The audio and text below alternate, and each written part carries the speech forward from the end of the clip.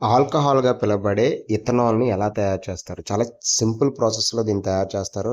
చాలా బ్రాండ్స్‌లో ఈ ఆల్కహాల్‌ని మిక్స్ చేసి వాడతారు. ఒకసారి చూద్దాం ఎలా తయారు చేస్తారో. ముందు అది కార్న్ అంటే మొక్కజొన్న నుంచి తీసుకొని దాన్ని గ్రైండ్ చేస్తారనమాట. అది కంప్లీట్ గ్రైండ్ అయిన తర్వాత దానికి వాటర్ అలాగే కొన్ని ఎంజైమ్స్‌ని కలుపుతారు. ఎంజైమ్స్‌ని కలిపి ఒక మిక్స్చర్‌ని తయారు చేసి దాన్ని 185 డిగ్రీల దగ్గర హీట్ చేస్తారు బాగా. హీట్ చేసిన తర్వాత అదొక మిక్స్చర్‌లా ఫార్మ్ అవుతుంది. ఆ మిక్స్చర్ హీట్ అయిన తర్వాత దీంట్లోంచి కొన్ని కెమికల్స్ బయటికెళ్ళిపోతాయి. ఆ తర్వాత మళ్ళీ ఏం చేస్తారు 90 డిగ్రీస్‌కి కూల్ చేస్తారు. ఇలా కూల్ చేయడం వల్ల CO2 బయటికెళ్ళిపోద్ది. అలాగే ఈస్ట్ కలుపుతారు. మనం పిజ్జాలో వాటిలో యూజ్ చేస్తారు కదా! ఆ ఈస్ట్ అనేది మిక్స్ చేస్తారు. మిక్స్ చేసినప్పుడు CO2 కార్బన్ డయాక్సైడ్ కంప్లీట్‌గా బయటికి వెళ్ళిపోయి ఈ మొత్తం ప్రొసీజర్ అవ్వడానికి 52-62 అవర్స్ పడుతుంది. అప్పుడు అది ఆల్కహాల్‌గా మారుతదనమాట.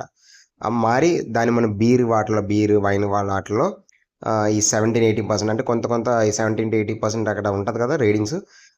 దాన్ని మిక్స్ చేస్తారు. యాక్చువల్‌గా తర్వాత దాన్ని డిస్టిలేషన్ కాలమ్‌లో కూడా పంపిస్తారు. డిస్టిలేషన్ అంటే కంప్లీట్‌గా దాంట్లో ఉన్న వాటర్ పార్టికల్స్ కంప్లీట్ రిమూవ్ చేస్తారు. అలాగా first stage and second stage ఉంటది.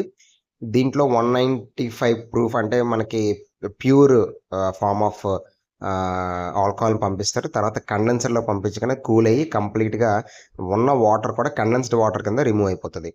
దాన్ని మాలిక్యులర్ షర్వ్ అంటారనమాట. ఈ మాలిక్యులర్ సెల్‌లోకి ఎప్పుడైతే వెళ్తదో మనకి 200 ప్రూఫ్‌తో 99.9% ఆల్కహాల్ వస్తది. వచ్చిన తర్వాత దాన్ని రకరకాల ట్రాన్స్‌పోర్ట్‌లో బయటికి ఎక్స్‌పోర్ట్ చేస్తారు.